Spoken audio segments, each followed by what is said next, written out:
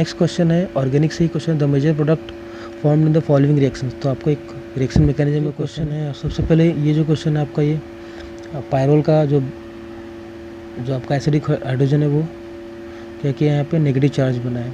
तो आप क्या करोगे, सबसे पहले आपको कभी भी अगर हम क्या देखते हैं, क्लोरोफॉर्म देखते हैं और बेस देखते हैं तो हमें रिमर-टिमन की याद आ जाती है, लेकिन रिमर-टिमन एक्चुअली में यहाँ पे नहीं हो रहा है, यहाँ पे कुछ और मैकेनिज्म हो रहा है। तो यहाँ पे जो इंटरमीडिएट इन्वॉल्व होने वाला है वो क्या होने वाला है आपका, दैट इज़ बेस क्या करेगा, यहाँ से प्रोटॉन को अब्स्ट्रैक्ट करता है, उसके बाद आपका एक लीविंग ग्रुप निकलता है उसी कार्बन से, तो आपको क्या फॉर्म होता है, कार्बीन फॉर्म होता है। अभी कार्बीन जो फॉर्म होता है कैसे फॉर्म होता है, कभी भी आपको ऐसा कैसा है कि सेम कार्बन पे या सेम एटम पे अगर आपका क्या हो रहा है, नेगेटिव चार्ज है, उसी पे लीविंग ग्रुप भी है, तो आपको यहाँ पे कार्बन मिलने वाला ही। कार्बन जो होता है वो इलेक्ट्रोफिलिक होता है, मतलब यहाँ पे क्या होता है, वो इलेक्ट्रॉन डेफिशिएंट होता है, तो उस पर कोई नेगेटिव चार्ज अटैक कर सकता है। तो यहाँ पे नेगेटिव चार्ज है, लेकिन अभी नेगेटिव चार्ज कहाँ कहाँ से अटैक कर सकता है वो हमें देखना है। तो ये क्या करेगा, रेजोनेंस में जाएगा, ये यहाँ जाएगा, यहाँ जाएगा, यहाँ जाएगा। तो ये 2 और 5 जो पोजीशन होगा वो आपका अटैक कर सकता है इस कार्बन के ऊपर। तो यहाँ पे इसका रेजोनेंस स्ट्रक्चर आप देख सकते हो ध्यान से। तो ये अटैक किया, तो आपको अभी स्पेशलिटी क्या होती है कार्बन की, जब भी कोई नेगेटिव चार्ज अटैक करता है तो वहाँ पे नेगेटिव चार्ज कहीं ना कहीं तो अपेयर होना चाहिए, तो वो यहाँ पे अपेयर हो जाता है। अब उसके बाद वापस से क्या होगा, ये वापस उसको वहाँ पे अटैक करेगा, फिर ये इधर जाएगा, फिर वापस से नेगेटिव चार्ज आपको नाइट्रोजन पे मिल जाएगा। अब उसके बाद क्या होगा, ये नेगेटिव चार्ज ओपन करेगा इसको, कैसे ओपन करेगा, इस तरीके से, ठीक है। एक Cl निकल जाएगा यहाँ से, एक Cl बचेगा यहाँ पे, तो आपको पिरिडीन मॉलिक्यूल क्लोरोपिरिडीन मिलेगा, 3 क्लोरोपिरिडीन आपको ऐसा मिलेगा। तो आपको जो करेक्ट आंसर होने वाला है वो सी। तो इस जो मैकेनिज्म को हम लोग क्या बोलते हैं, सियामिसिन डेंस्टेट रीअरेंजमेंट बोलते हैं। ये आपका रिमर-टिमन नहीं है, ठीक है। तो आप रिमर-टिमन को यहाँ पे भूल जाइए, यहाँ पे आपको याद रखना है कि सियामिसिन डेंस्टेट रीअरेंजमेंट होने वाला है। तो ऐसे क्वेश्चन बहुत ही आए हैं, तो आपको जो करेक्ट आंसर है वो सी हो जाना है। नेक्स्ट क्वेश्चन है ऑर्गेनिक का, साइक्लोपेंटेनॉन दिया हुआ है आपको टाइटेनियम क्लोराइड का रिएजेंट दिया हुआ है और कोल्ड अल्कलाइन KMnO4 दिया, और तो सब इसका मैकेनिज्म क्या करेगा, आपको पता होगा कि इसका जो फंक्शन होता है मेन TiCl3 का, ये क्या करता है, ये मैकमेरिक कपलिंग करता है। तो मैकमेरिक कपलिंग क्या होता है आपका, यहाँ से 2 मॉलिक्यूल कपल हो जाएंगे तो डबल बॉन्ड बनेगा। तो और डबल बॉन्ड के बाद आपको रिएजेंट कौन सा दिया, कोल्ड अल्कलाइन KMnO4 दिया हुआ है। तो ऑब्वियसली क्या होने वाला है, डायोल का फॉर्मेशन होने वाला है। डायोल का फॉर्मेशन, अभी आपको डायोल भी है, एसिड भी दिया है, दैट मीन्स आपको क्या होने वाला है, पिनाकोल रीअरेंजमेंट होने वाला है। तो इसका मैकेनिज्म है, तो सिंपल आपको ये याद रखना है कि डायोल दिया है तो आपको क्या, एक OH पे हाइड्रोक्सिल ग्रुप पे प्रोटोनेशन करना है। उसके बाद उसके जस्ट बाजू वाला क्या ऑक्सीजन है, वो क्या करेगा, यहाँ पे इस पे अटैक करेगा और इसके बाजू से ये निकल जाएगा, ठीक है। तो आपको ऐसा कुछ स्पायरो कंपाउंड मिलेगा, स्पायरो कीटोन मिलने वाला है। So this will be the product. तो आपका जो करेक्ट आंसर होने वाला है वो डी हो जाना है। तो क्या मिला आपको, हाँ, यहाँ से आपको डी मिल गया, ठीक है। This will be the correct answer. Next question है आपका 21, the major product form in the following reaction.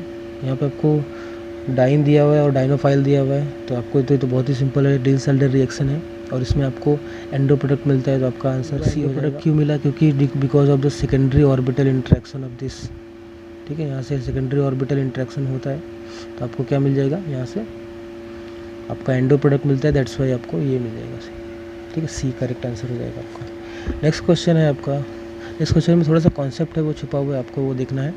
देखिए आपका the major product Y and Z is following reaction. अब इसमें आपको जल्दी होता क्या है कि आपको सोल्यूशन तो दे दिया जाता है बहुत सारे बुक्स में, लेकिन वो मैकेनिज्म करेक्ट क्या है वो पता हो जाना चाहिए। तो यहाँ पे क्या है आपका, ये आपका क्या है, अल्फा बीटा अनसैचुरेटेड एस्टर है। अब उसके बाद ये एस्टर क्या करेगा, यहाँ पे न्यूक्लियोफिलिक है, तो ये सिंपल माइकल एडिशन होने वाला है। लेकिन माइकल एडिशन किस तरीके से होता है वो हमें देखना है और मैकेनिज्म देखना है। उसके बाद आपको बेस दिया हुआ है, फिर अगेन बेस दिया हुआ है, बेस हाइड्रोलिसिस, फिर बेस, फिर देन हाइड्रोलिसिस। तो इसमें बहुत ही कॉम्प्लिकेटेड स्टेप्स दिए हैं, तो हमें स्टेप बाय स्टेप क्या करना है, फॉलो करना है। तो सबसे पहले आपके पास क्या है, ये जो सेंटर होता है, 4th पोजीशन जो होता है आपका 1 2 3 4, तो ये क्या होता है आपका, ये जनरली क्या होता है, इलेक्ट्रोपॉजिटिव होता है। तो मतलब यहाँ पे आपको कोई न्यूक्लियोफाइल अटैक कर सकता है। यहाँ पे अभी अटैक करेगा तो क्या होगा आपका, यहाँ से आपको ऐसा कुछ मिलेगा और ये प्रोटॉन जो है आपका वो ले लेगा ये जो नेगेटिव चार्ज है। तो इस तरीके से अगेन आपका, क्योंकि ये एक्सिस में दिया हुआ है, इसके लिए क्या करेंगे, अगेन एक और मॉलिक्यूल आपका क्या है, न्यूक्लियोफिलिक अटैक करेगा ऑन द दिस एस्टर पे, अल्फा बीटा एस्टर पे। तो उसके बाद आपको क्या मिल जाएगा, आपको ये प्रोडक्ट मिल जाएगा। अब आपके पास बेस दिया है, बेस क्या करता है, बेस आपका प्रोटॉन, एसिडिक प्रोटॉन का अब्स्ट्रैक्ट करता है। तो एसिडिक प्रोटॉन क्या है, किसी दोनों में से जो कार्बन के जस्ट एडजेसेंट में जो कार्बन है उसके बाद नेगेटिव चार्ज है वो क्या करेगा, अटैक करेगा किसी एक कार्बोनिल पे और आपको सिंपल साइक्लाइजेशन हो जाएगा। तो साइक्लाइजेशन होने पे आपको क्या मिल रहा है, यहाँ पे एस्टर मिल रहा है। फिर अगेन आपको NH दिया हुआ है, NH क्या करेगा, इसका हाइड्रोलिसिस कर देगा, उसको एसिड में कन्वर्ट कर देगा। अब कभी भी याद रखिए कि अगर आपके पास एसिड है और उसके जस्ट बाजू में कीटोन है तो होता क्या है आपका, simple in presence of heating क्या होता है, लॉस ऑफ कार्बन डाइऑक्साइड होता है। क्या आता है यहाँ पे, लॉस ऑफ, तो यहाँ पे CO2 का लॉस हुआ है, हीटिंग किया हमने, तो हमें ये इनॉल फॉर्म बन गया। अब ये इनॉल फॉर्म क्या करेगा, कीटो फॉर्म में कन्वर्ट हो जाएगा। तो हमें करेक्ट आंसर यहाँ पे जेड जो मिल जाएगा वो कीटो फॉर्म में मिल जाएगा। तो हमें आंसर क्या मिला, दैट इज़ बी आंसर मिल गया। ठीक है, तो हमें ये वाला है और ये बी मिल जाएगा। नेक्स्ट क्वेश्चन है आपको, the correct order of carbonyl stretching frequency. Generally होता है क्या है कि जितना ज़्यादा इलेक्ट्रॉन विड्रॉइंग ग्रुप अगर कार्बोनिल को अटैच है तो आपका जो भी स्ट्रेचिंग फ्रीक्वेंसी है वो क्या होने वाली है, इंक्रीज़ होने वाली है। तो यहाँ पे आप देख सकते हैं, यहाँ पे आपको सबसे ज़्यादा जो इलेक्ट्रॉन विड्रॉइंग ग्रुप है Cl है, तो इसका सबसे ज़्यादा होने वाला है। तो आप क्या कर सकते हो, जहाँ पे हाईएस्ट कहाँ पे 1 है, आप देखिए चेक कर लीजिए। तो हाईएस्ट आपको सिर्फ किस में 1 दिया हुआ है, डी में और सी में। तो आपके ये दोनों ऑप्शन कट जाएंगे, सी और डी बचेगा। ठीक है, और सी और डी में कंफर्म करना है तो हम और थोड़ा बारीक से देखना पड़ेगा। तो इसमें आपको थोड़ा सा आपको देखिए ध्यान से, तो अगर आप अमाइड लेते हो तो अमाइड में क्या होता है, कॉन्जुगेशन होता है। तो कॉन्जुगेशन से आपको जो कार्बोनिल का डबल बॉन्ड है वो सिंगल बॉन्ड कैरेक्टर दिखाने लगता है। दैट्स वाई इसका जो बॉन्ड का स्ट्रेचिंग है वो सिंगल बॉन्ड स्ट्रेचिंग दिखाता है, इसके लिए बहुत ही डिक्रीज हो जाता है। उसके बाद उससे थोड़ा ज़्यादा किसका होता है, एल्डिहाइड का होता है, और उससे थोड़ा ज़्यादा एस्टर का होता है। एस्टर का आपको अराउंड आपको पता होगा कि 70 तक ऑलमोस्ट होता है। और उसके बाद सबसे ज़्यादा जो होने वाला है वो एसिड हैलाइड का होता है। ठीक है, तो ये इसमें एसिड हैलाइड और एस्टर की जब बात करेंगे तो आपको पता ही चल गया कि एस्टर का क्यों ज़्यादा हो रहा है, क्योंकि यहाँ पे ये जो आपका है यहाँ पे पॉजिटिव चार्ज जनरेट होता है, क्योंकि इसमें रेजोनेंस में जाता है। तो हमेशा ये याद रखिए कि एस्टर का की वजह से भी क्यों बढ़ रहा है, क्योंकि ये वो क्या है, इलेक्ट्रोनेगेटिव है, ये इलेक्ट्रॉन को विड्रॉ करता है। ठीक है, तो दैट्स वाई आपका ये जो ऑर्डर होने वाला है, तो आपका जो करेक्ट आंसर होने वाला है वो डी हो जाने वाला है। तो डी क्या है हमारा आंसर होगा, तो डी मतलब लास्ट, आपका जो लास्ट आंसर है वो क्या है, डी हो जाएगा। ठीक है, तो नेक्स्ट क्वेश्चन हम बात करते हैं। नेक्स्ट क्वेश्चन आपको दिया हुआ है कि आपके पास बेंजीन है, बेंजीन में हमें क्या करना है, ये प्रोडक्ट फॉर्म करना है। तो इसके लिए स्टेप्स कौन कौन सा फॉलो करना है, तो फ्रीडल क्राफ्ट अल्काइलेशन करेंगे या फिर फ्रीडल क्राफ्ट असाइलेशन करेंगे, सबसे पहले वो हमें देखना और ये प्रोडक्ट मिलना चाहिए हमें। उसके बाद तो ध्यान से देखिए, आपको रिडक्शन भी दिया हुआ है और कौन कौन से रिएजेंट दिए हुए हैं और कोई रिएजेंट नहीं दिया हुआ है। ठीक है, तो हमें सिर्फ फ्रीडल क्राफ्ट असाइलेशन और अल्काइलेशन करना है। तो सबसे पहले हमें इसका मैकेनिज्म देखिए कि यहाँ पे बेंजीन क्या आपका एक न्यूक्लियोफाइल जैसा काम कर रहा है। तो वो क्या करेगा, किसी न्यूक्लियोफिलिक सेंटर पे अटैक करेगा। तो आप पहले क्या करोगे, फ्रीडल क्राफ्ट असाइलेशन करोगे। ठीक है, तो असाइलेशन करोगे तो यहाँ पर असाइलेशन हो गया। अब उसके बाद यहाँ पे ऐसा कुछ हो गया। अब ये इलेक्ट्रॉन विड्रॉइंग ग्रुप हो जाएगा यहाँ पे। अब इलेक्ट्रॉन विड्रॉइंग ग्रुप हुआ तो अब इसके हिसाब से आपको पता है कि इलेक्ट्रॉन विड्रॉइंग ग्रुप होता है, मेटा डायरेक्टिंग ग्रुप होता है। तो अभी हमें क्या करना पड़ेगा, ये फ्रीडल क्राफ्ट अल्काइलेशन करना पड़ेगा, तभी जाकर मेटा पोजीशन पे आपको मिलने वाला है अल्काइल ग्रुप।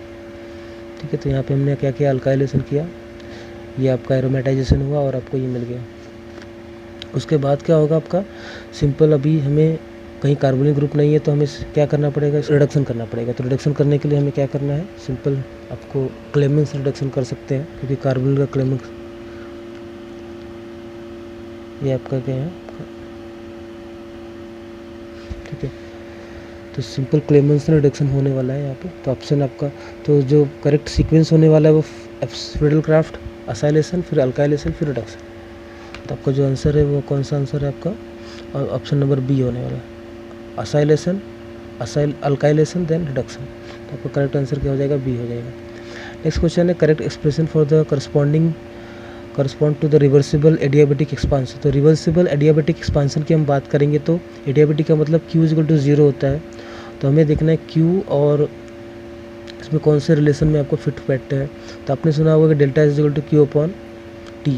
तो उस केस में आपका जो ये आपका Q अगर 0 है तो उस केस में आपका डेल्टा एस क्या होने वाला है? 0 होने वाला है। तो ऑब्वियसली रिवर्सिबल जो प्रोसेस होता है, रिवर्सिबल के लिए आपका जो डेल्टा एस होता है वो हमेशा 0 होता है, वो हमें याद रख लेना है।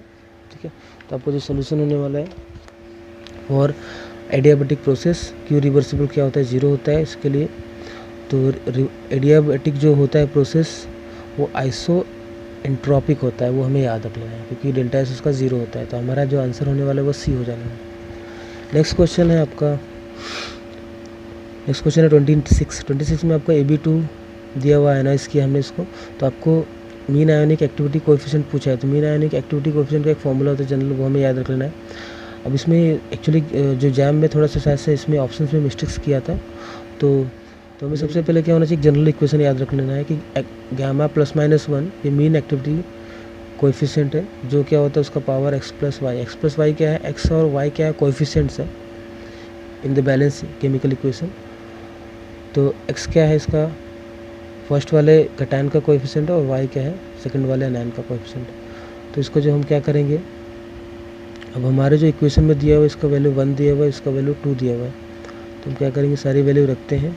तो सिर्फ एक्टिविटी कोएफिशिएंट पूछा हुआ है तो हम क्या करेंगे? इसको क्यूब रूट ले लेंगे। तो 1/3 हो जाएगा ये और 2/3 हो जाएगा। तो हमारा जो आंसर आने वाला है ये होने वाला है। लेकिन ऑप्शन में उन लोगों ने 1/2 दिया हुआ था, दैट इज़ थोड़ा सा मिस्टेक साइज से था, देख सकते हैं आप बाद में। उसके बाद नेक्स्ट क्वेश्चन है आपका काइनेटिक्स से। तो काइनेटिक्स से आपको क्वेश्चन है, बहुत ही बेसिक क्वेश्चन है। तो आपको याद रख लेना है कि इसमें कौन सा ग्राफ फर्स्ट ऑर्डर के लिए जो है वो इनकरेक्ट है वो पूछा है। तो पहले हमें काइनेटिक का जो फर्स्ट ऑर्डर काइनेटिक्स है, तो फर्स्ट ऑर्डर काइनेटिक की जब हम बात करते हैं इसमें आप ध्यान से देखिए, फर्स्ट ऑर्डर काइनेटिक में क्या होता है कि अगर हम स्टार्ट से शुरू करें तो आपका जो फॉर्मूला होता है वो रेट क्या होता है आपका dA/dt इज इक्वल टू क्या होता है is equal to K into concentration of A. तो इसके रिस्पेक्ट पे अगर हम ग्राफ बनाते हैं, ठीक है, तो कैसा ग्राफ बनेगा वो हमें देखना है। ठीक है, तो उसके रिस्पेक्ट में ग्राफ बनाओगे तो ये y इक्वल टू mx के फॉर्म में होता है, पासिंग थ्रू द ओरिजिन होगा, आपका ग्राफ ऐसा होगा। ठीक है, लेकिन आपको उसमें कैसा दिया है, उन लोगों ने ग्राफ अलग फॉर्म में दिया हुआ है। ठीक है, ऑप्शंस में। उसके बाद नेक्स्ट अगर इसी को हम लोग सॉल्व करते हैं, आगे चलते हैं, तो आपको इस फॉर्म में दिखता है ग्राफ। ठीक है, इस फॉर्म में दिखता है। तो इसका जो ग्राफ होता है वो ऐसा होता है कुछ। तो ये आपका ए दिया हुआ है, इस फॉर्म में दिया हम लोगों ने। ठीक है, तो इसका जो ग्राफ है वो इस तरीके से एक्सपोनेंशियल ग्राफ है। उसके बाद इसी ए की वैल्यू अगर हम रखते हैं यहाँ पे, इसी ए की वैल्यू अगर हम लोग क्या करते हैं यहाँ पे रख देते हैं इसमें, तो आपको कैसा मिलेगा? अगर इसी ए की वैल्यू आप रख दिए तो आपको कैसा मिल गया? ये इक्वेशन मिल गया। ठीक है, तो ये अगेन एक्सपोनेंशियल ग्राफ ही होने वाला है यहाँ पे। ठीक है, आप ध्यान से देखिए। तो rate will be what? Equal to this. Next क्या है आपका लॉग वाले फॉर्म में अगर हम इसको सॉल्व किए हैं तो आपको इस तरीके से होता है। तो लॉग वाला तो सबको पता होता है कि नेगेटिव स्लोप होता है। ठीक है, तो ये होता है। तो आपको जो ऑप्शंस में दिए गए हैं इसमें आपको ये जो ऑप्शन है ये करेक्ट नहीं है, क्योंकि इसमें माइनस अगर dA/dt होता तो जो स्लोप है वो माइनस में आता था, लेकिन ये -dA/dt है। तो ये क्या हो जाएगा? ये ऐसा कुछ होगा, पासिंग थ्रू द ओरिजिन होने वाला है, लेकिन यहाँ पे वैसा दिया हुआ है, इसके लिए ये आपका इनकरेक्ट हो जाएगा। नेक्स्ट क्वेश्चन है the behaviour of Cl chlorine is closest to the ideal gas behaviour. तो इसमें से हमें देखना है कि कौन सा ऐसा कंडीशन है जो आइडियल बिहेवियर के लिए सूटेबल है। तो गैस अगर आइडियल है तो उसके लिए कौन सा है? तो हाई टेम्परेचर है कि लो टेम्परेचर है, या हाई प्रेशर है या फिर लो प्रेशर है। तो उसके लिए हमें देखना है। इसके लिए हमें सिंपल ये याद रखना चाहिए, दो फॉर्मूला याद रखना है कि हातिम ताई लाने गया पानी। तो ये हमें याद रखना है कि HTLP अगर आइडियल कंडीशन की बात करेंगे तो HTLP मतलब हातिम ताई लाने गया पानी। तो यहाँ से आपको याद रखना है, तो आपको हाई टेम्परेचर और लो प्रेशर होना चाहिए। मतलब आपको हाई टेम्परेचर ढूंढना है, आपको कहाँ पे दिख रहा है आपको हाई टेम्परेचर, और लो प्रेशर सबसे ज़्यादा कहाँ दिख रहा है। ठीक है, तो आपका जो सी ऑप्शन में आप देख रहे हो कि हाई टेम्परेचर दिख रहा है और लो प्रेशर दिख रहा है, तो दैट इज़ ये आइडियल जो है कंडीशन होगा। लेकिन अगर रियल कंडीशन की बात करेंगे तो हाई प्रेशर हो जाएगा और लो टेम्परेचर हो जाएगा। तो हाथ पैर लिया तोड़, तो ऐसे करके आपको इसको याद रखना है। ठीक है, इसका निमोनिक से, ताकि आपको कन्फ्यूज़न ना होने पाए। तो इसमें इस कंडीशन में अगर आप इसमें रियल गैस की जगह बात करेंगे तो लो टेम्परेचर कहाँ पे दिख रहा है आपको, ये लो टेम्परेचर है और हाई प्रेशर भी है, तो ये आपका रियल गैस का कंडीशन है। तो इसके लिए जो आपका आंसर होने वाला है वो सी हो जाने वाला है। ठीक है, नेक्स्ट क्वेश्चन है आपका, with reference to variation of molar conductivity with concentration of strong electrolyte in the aqueous solution, the correct statement पूछा है। तो सबसे पहले हम पढ़ते हैं, the asymmetric effect contribute to the decrease in the molar conductivity. तो एसिमेट्रिक इफेक्ट क्या होता है कि जो आयंस क्या होते हैं एसिमेट्रिकली मतलब किधर भी विदाउट एनी रैंडम मूवमेंट उनका होने लगता है। मतलब वो उनका जो यूनिफॉर्म क्या होता है, अलाइनमेंट नहीं होता, तो वहाँ पे जो है आपका जो मोलार कंडक्टिविटी वो डिक्रीज़ होती है।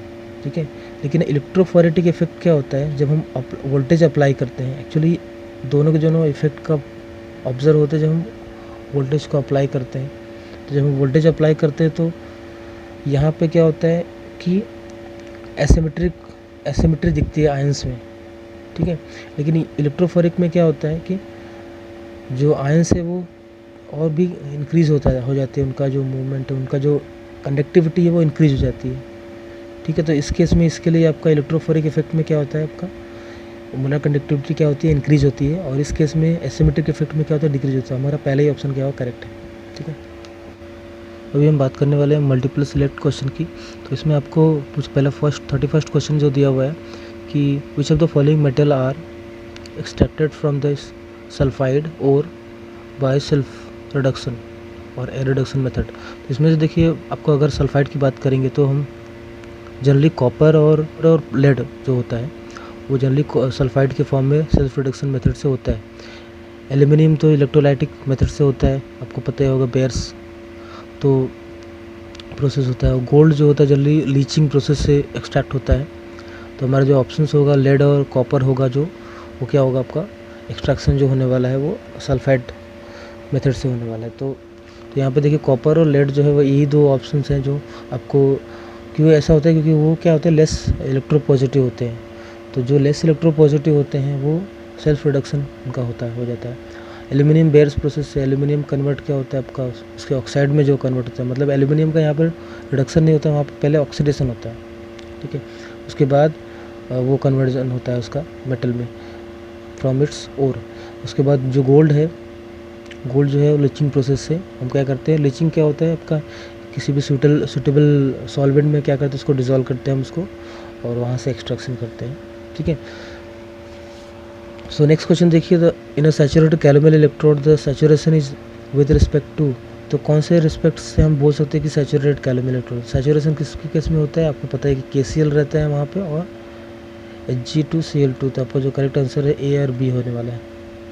नेक्स्ट क्वेश्चन है, तो consider the following 6 solid binary oxides. तो इसमें आपको पूछा है कि कौन सा पेयर जो है वो आयनिक ऑक्साइड्स है। तो आयनिक कैरेक्टर जो है वो आपको पता हो जाना चाहिए। अगर फजन्स रूल का नाम सुना होगा कि, तो फजन्स रूल से क्या कहता है कि आपका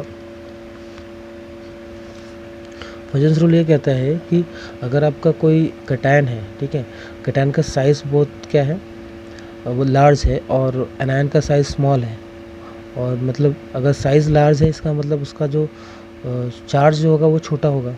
ठीक है, स्मॉल चार्ज होगा, मतलब बोल सकते हैं कि उसके +1 चार्ज होगा।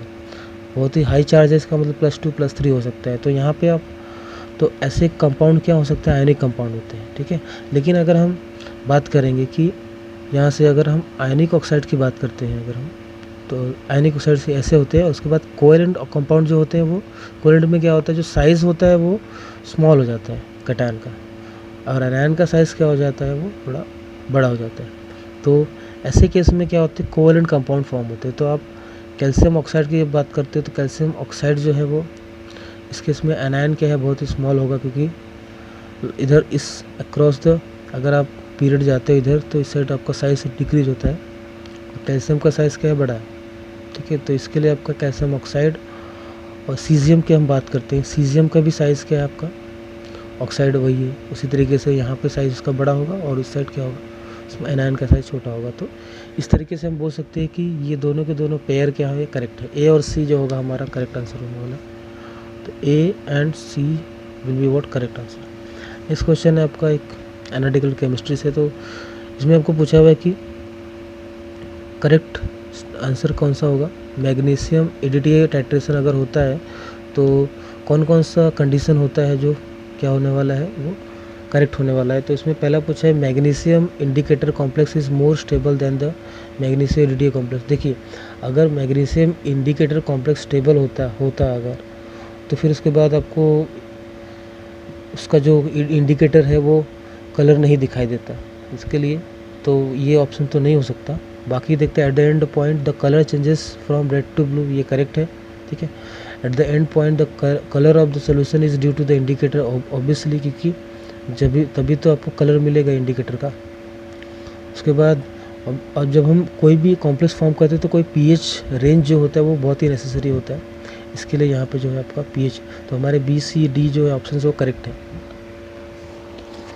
तो इस तरीके से जो तीनों ऑप्शंस हैं, ठीक है, ये तीनों ऑप्शन जो है आपका वो करेक्ट है, बी सी डी। ठीक है, नेक्स्ट क्वेश्चन आपको दिया हुआ है ऑर्गेनिक केमिस्ट्री से। आपको इसमें बोला है कि ऐसा कौन सा रिएक्टेंट है जिसका आप क्या करोगे, रिएक्शन करने वाला है Na2 से और HCl से, तो आपको ये P मिलने वाला है। तो हम क्या करेंगे, one by one all the options को हम लेते हैं। तो इसमें कितने ऐसे रिएक्टेंट पता होना चाहिए। तो फर्स्ट रिएक्टेंट अगर हमने लिया, पहला रिएक्टेंट ये है आपका ए की हम बात करेंगे, तो ए से हमें क्या मिलेगा, पहले हम डाइजोटाइजेशन करेंगे। ठीक है, उसके बाद डाइजोटाइजेशन में क्या होगा, अभी जो N2 ग्रुप है वो इसके ट्रांस में H होगा, तो ये H उधर ट्रांसफ़र हो जाएगा। ठीक है, तो आपको कीटोन मिल जाएगा। तो ये तो हमारा डिजायर्ड प्रोडक्ट नहीं है, तो ए नहीं हो सकता। उसके बाद बी की हम बात करेंगे, बी में क्या है, इसमें डाइजोटाइजेशन होगा तो आपका जो ट्रांस पोजीशन पे इसके ग्रुप है वो, तो यहाँ पे क्या होगा, रिंग कॉन्ट्रैक्शन हो जाएगा और ये अल्डिहाइड ग्रुप में कन्वर्ट हो जाएगा। ठीक है, तो ये ग्रुप इधर है, ये ग्रुप इधर, इसके लिए दोनों को दोनों क्या होंगे, ट्रांस हो जाएंगे। उसके बाद सिमिलरली यहाँ पे भी अगर हम बात करते हैं तो इस केस में भी वही होने वाला है। तो बी और सी हमारा क्या हो जाएगा, करेक्ट आंसर हो जाएगा। डी के केस में अगर हम बात करते हैं, डी के केस में अगर हम बात करते हैं तो डी में क्या है आपका सिंपल, ये तो सिंपल एनजीपी हो जाएगा, ये तो निकल जाएगा पूरा। ठीक है, ये पूरा का पूरा ग्रुप निकल जाएगा, तो आपको इपोक्साइड बन जाएगा। अब ये इपोक्साइड क्या है, ये बिलो द प्लेन है या अबव द प्लेन है, तो ये दोनों के दोनों क्या होंगे, अपोजिट डायरेक्शन में रहेंगे। ठीक है, तो हमें कितने ऑप्शंस मिलने वाले हैं इसमें से आपको बी और सी मिलने वाला है करेक्ट आंसर, यानी कि 2 मॉलिक्यूल्स मिलने वाले हैं, बी एंड सी। तो ये मल्टीपल सेलेक्ट है, तो इसमें ज़्यादा आंसर करेक्ट हो सकते हैं। उसके बाद है the correct statement about the carbene is what. Carbene is what, neutral species, बहुत ही करेक्ट है ये। Carbene is an intermediate in Curtius rearrangement. तो पहले हमें कर्टियस रीअरेंजमेंट पता होना चाहिए कि होता क्या है। रीअरेंजमेंट है, कर्टियस रीअरेंजमेंट क्या होता है, असाइल हैलाइड होता है और आपके पास सोडियम अजाइड है, इसका रिएक्शन होता है तो आपको ये क्या मिलेगा, अजाइड, एसिड अजाइड मिलता है। एसिड अजाइड का कभी भी आपने रिएक्शन देखा होगा तो इसमें ये आपका N2 लीविंग ग्रुप में निकल जाता है, तो आपको नाइट्रीन क्या मिलता है, इंटरमीडिएट मिलता है, जबकि आपको दिया क्या था, कार्बन दिया गया था। तो ये आपका हो नहीं सकता। उसके बाद आपको आइसोसाइनेट मिलता है। ठीक है, तो ये आपका रॉन्ग है आंसर। फर्स्ट करेक्ट है स्टेटमेंट, सेकंड क्या है। उसके बाद सी अगर हम बात करेंगे, उसमें बोला है कि carbene can insert into the both sigma and pi bond. Sigma and pi bond, तो ऑब्वियसली पाई बॉन्ड में, ठीक है, पाई बॉन्ड में इंसर्ट करते, सिग्मा भी कर सकते हैं। अगर हम पाई में इंसर्ट करेंगे तो आपको साइक्लोप्रोपेनेशन होता है। ठीक है, उसके बाद लास्ट जो स्टेटमेंट दिया हुआ, carbon generated from the amine on the reaction with nitrous acid. लेकिन नाइट्रस एसिड के साथ हमें डाइजोनियम सॉल्ट मिलता है, ना कि कार्बन मिलता है। तो ये हमारा ऑप्शन क्या है, इनकरेक्ट। तो हमें जो मिलने वाला ऑप्शन क्या है, सी एंड ए क्या होगा हमारा करेक्ट आंसर है। So this will be what A and C. Next question है आपका the compound that shows positive haloform test. तो पहले हमें हेलोफॉर्म टेस्ट पता होना, छोटा सा मैकेनिज्म पता होना चाहिए। हेलोफॉर्म में क्या करते हैं, हमें हेलोफॉर्म मिलता है, आयोडोफॉर्म, ब्रोमोफॉर्म और क्लोरोफॉर्म मिलता है। तो उसके लिए हमें सबसे पहले हमें क्या लेते हैं, ऐसा कीटोन लेते हैं जहाँ पे क्या हो CH3 C double bond O group present हो। तो CH3 C double bond O group इस मॉलिक्यूल में, तो हम क्या करेंगे, बेस लेंगे, यहाँ से प्रोटॉन अट्रैक्ट करेगा, तो ये नेगेटिव चार्ज क्या करेगा, इस हेलोजन पे अटैक करेगा, तो यहाँ पे हेलोजनेशन होगा। तो ऐसे 3 हाइड्रोजन है, तीनों के तीनों क्या हो गए, हेलोजनेट हो जाएंगे, तो आपको ऐसा कंपाउंड मिलेगा। अब ये क्या है, due to the 3 halogen group, ये क्या है, बहुत ही बेटर लिविंग ग्रुप हो जाएगा। तो ये लिविंग ग्रुप होने के लिए हम क्या करेंगे, इसमें OH को हम क्या करेंगे, कार्बन पे न्यूक्लियोफिलिक अटैक करवाएंगे, फिर वापस से रिवर्स बैक आके ये निकल जाएगा आपका। तो आपको क्या मिल जाएगा, ये कंपाउंड मिल जाएगा एसिड, और ये आपका ये सॉल्ट। तो ये आपका एनायन है, ये एनायन क्या करेगा, इसी का एसिड का ही प्रोटॉन ले लेगा, तो ये हेलोफॉर्म बना देगा, और ये क्या आपका सोडियम यहाँ से निकल जाएगा, तो ये सोडियम सॉल्ट मिल जाएगा यहाँ पर। तो सिंपल है कि, तो हमें पता क्या होना चाहिए कि ऐसा कौन सा कंपाउंड है जिसमें आपका ये वाला ग्रुप प्रेजेंट है। तो इसमें A और B में क्या है, ऐसे ग्रुप प्रेजेंट है, जबकि आपको इसमें एस्टर है, ये नहीं हो सकता, और इसमें भी बिल्कुल नहीं हो सकता। तो आपका A और B आंसर क्या हो जाएगा, करेक्ट हो जाएगा। नेक्स्ट है आपका टेट्रापेप्टाइड दिया गया आपको। तो इसमें आपको पूछा है कि following product is the reaction of Sanger's reagent by hydrolysis. अब हमने सैंगर्स रिएजेंट लिया है, तो उसमें हाइड्रोलिसिस करने के बाद हमें ये मिला है, तो हमें कौन सा ऐसा पेप्टाइड जो है आपका, कौन सा ऐसा अमाइनो एसिड का लिंकेज है जो हमें मिलेगा। तो ये प्रोटीन का एक सीक्वेंस है, हमें पता होना चाहिए। तो प्रोटीन का सीक्वेंस है, तो इसमें से ऐसा कौन सा सीक्वेंस करेक्ट है जो ये प्रोडक्ट मिलेगा। तो हमें इसके लिए पता होना चाहिए, सैंगर्स जो रिएजेंट होता है वो एन टर्मिनल अमाइनो एसिड के साथ रिएक्ट करता है, ठीक है। तो एन टर्मिनल अमाइनो एसिड जो मैकेनिज्म, ये सैंगर्स रिएजेंट होता है 2 फ्लोरो है ना, 2,4 डाइनाइट्रोफ्लोरोबेंजीन होता है। तो ये आपका जनरली होता है क्या, यहाँ पे न्यूक्लियोफिल एरोमेटिक न्यूक्लियोफिलिक सब्स्टिट्यूशन होता है by the nitrogen as a nucleophile. तो यहाँ से ये निकल, अगर एन टर्मिनल नहीं होगा तो ये न्यूक्लियोफिलिक अटैक नहीं होगा। तो यहाँ से अटैक होने के बाद उसके बाद क्या होता है, हम उसका हाइड्रोलिसिस कर देते हैं, ठीक है। इसका हाइड्रोलिसिस करेंगे तो ये क्या हो जाएगा, ये अलग हो जाएगा, तो COH हो जाएगा यहाँ से। तो अब डिपेंड करता है, हमें पहचानना क्या है कि ऐसा कौन सा मॉलिक्यूल है, ऐसा कौन सा अमाइनो एसिड जिसका क्या एन टर्मिनल है। तो इसमें आपको सीक्वेंस दिया गया है। तो पहले एलानिन देख लेते हैं, एलानिन में क्या होता है, ये एन टर्मिनल होता है क्या, हाँ ये एन टर्मिनल होता है। ग्लाइसिन की बात करेंगे तो ये भी एन टर्मिनल होता है। एस्पार्टिक एसिड में एसिड होता है, तो ये तो नहीं हो सकता बिल्कुल। सिर्फ एलानिन जिसमें है आपको वो पहचान लेना। तो एलानिन आपको सिर्फ A और D में दिया गया है, ठीक है, बस यही देखना है आपको, बाकी कुछ देखना नहीं है। तो आपका जो आंसर हो जाएगा वो A और D हो जाने वाला है। तो इसमें 2 आंसर होने वाले हैं, ए एलानिन यहाँ पे भी दिया हुआ है और एलानिन यहाँ पे, A और D आपका आंसर हो जाएगा। यहाँ पे एस्पार्टिक दिया हुआ है एसिड, तो मतलब ये टर्मिनल नहीं हो सकता, ठीक है। तो this will be the answer.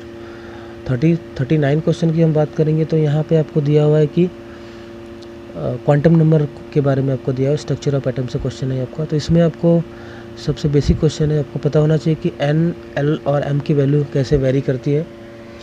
तो इसमें से पूछा है कि कौन सा अलाउड नहीं होगा। तो अलाउड ना होने के लिए पता होना चाहिए। देखिए अगर आप ध्यान से देखते हैं तो N की वैल्यू जनरली कहाँ से लाई कैसे होती है, 1 2 3 4 ऐसे जाती है, लेकिन L की वैल्यू क्या होती है, 0 से लेकर n-1 तक होती है। मतलब N की वैल्यू अगर आप 1 रखोगे तो आपको 0 मिलेगी, 2 रखोगे तो 1 मिलेगी, 3 रखोगे तो क्या क्या मिलेगी, 0 1, ठीक है, 2। उस तरीके से आपको L की वैल्यू पता चल गई। उसके बाद M की वैल्यू जब हम देखेंगे तो M की वैल्यू क्या होगी, +L से लेके -L तक होती है। तो आपको पहले वाले ऑप्शन में जो दिया हुआ है N की वैल्यू जो दी है वो क्या है, 3 है। तो L की वैल्यू क्या होगी, n-1, ठीक है, 2 दिया हुआ, करेक्ट है। M की वैल्यू, ML की वैल्यू क्या होना चाहिए, -2 से लेके +2 तक होना चाहिए। तो यहाँ पे -2 से लेके यहाँ तक है, +2 तक है, तो उसमें से एक वैल्यू दी गई है, तो इसमें से -1 दिया गया, तो दैट इज़ ये करेक्ट। इसमें बोला है कि कौन सा नॉट अलाउड होगा। अभी N की वैल्यू 4 है तो L की वैल्यू 0 हो सकता है, यस हो सकता है। अब L की वैल्यू 0 है तो इसका मतलब ML की वैल्यू भी 0 होना चाहिए। यहाँ पे -1 दिया है, इसके लिए ये नॉट अलाउड है, इसके लिए ये आंसर होगा। उसके बाद N की वैल्यू 3 है, तो L की वैल्यू क्या होना चाहिए, यहाँ पे 2 होना चाहिए, लेकिन यहाँ पे 3 दिया हुआ है, तो ये भी नॉट अलाउड होगा उसके बाद का, ठीक है। उसके बाद n इक्वल टू 5 अगर दिया हुआ है तो l की वैल्यू क्या हो सकती है, 0 से लेके 4 तक हो सकता है। तो इसमें से आपको 3 दिया हुआ है, दैट इज़ ये करेक्ट हो सकता है। अभी 3 दिया हुआ है तो 3 के लिए ml की वैल्यू क्या क्या हो सकती है आपको, -3 से लेके +3 तक हो सकता है। उसमें बीच में +2 दिया हुआ तो ये भी क्या है, अलाउड होगा। इसके लिए आपका बी और सी क्या हो जाएगा, आंसर करेक्ट हो जाएगा। नेक्स्ट क्वेश्चन नंबर 40 की हम बात करते हैं, थर्मोडायनेमिक्स से है। तो इसमें आपको the correct statement for the isothermal expansion of 1 mole of ideal gas क्या दिया हुआ है। तो इसके लिए हमें पता होना चाहिए कि वर्क W जो होता है वो क्या होता है। तो आपने जनरली देखा होगा कि जो डेल्टा G होता है या डेल्टा H होता है, उसके केस में डेल्टा G भी वर्क है, डेल्टा A भी एक वर्क है। तो हमें अगर W का वैल्यू मिल जाए तो हमें पता चल जाएगा कि क्या होता है आंसर। तो यहाँ पे ध्यान से देखिए आपको, तो जो W होता है वो आपने सुना होगा कि nRT ln V2 - V1 होता है, ठीक है, ये आपका फॉर्मूला होता है। लेकिन माइनस को अगर हम मल्टीप्लाई करते तो इनिशियल क्या हो जाएगा, पहले हो जाएगा, ये रिवर्स हो जाएगा। तो ये आपका क्या है, तो डेल्टा G डेल्टा A और W, डेल्टा G और डेल्टा A का दोनों का value V initial upon V final होगा, ठीक है। तो V initial upon V final होगा और उसके बाद इसमें आपको V initial upon V final दिया है क्या किसमें, वो चेक कर लीजिए। तो डेल्टा A इसमें पूछा है कि द करेक्ट एक्सप्रेशन पूछा है, तो इसमें V initial upon V final ये करेक्ट हो जाएगा। Delta G V initial upon V final ये भी करेक्ट हो जाएगा। डेल्टा H जो होता है वो 0 होता है इसमें, ठीक है। इसमें से करेक्ट एक्सप्रेशन निकालना है, क्योंकि आइसोथर्मल पूछा है, बोला है, तो आइसोथर्मल में टेम्परेचर कांस्टेंट होता है, तो आइसोथर्मल के लिए डेल्टा H 0 हो जाएगा। डेल्टा S की जब हम बात करते हैं, डेल्टा S जो होता है उसका एक फॉर्मूला होता है ये NCV ln T2/T1 प्लस। तो आइसोथर्मल केस में ये वाला टर्म फिर 0 हो जाएगा, सिर्फ ये बचेगा nR/V2/V1, मतलब V final upon V initial.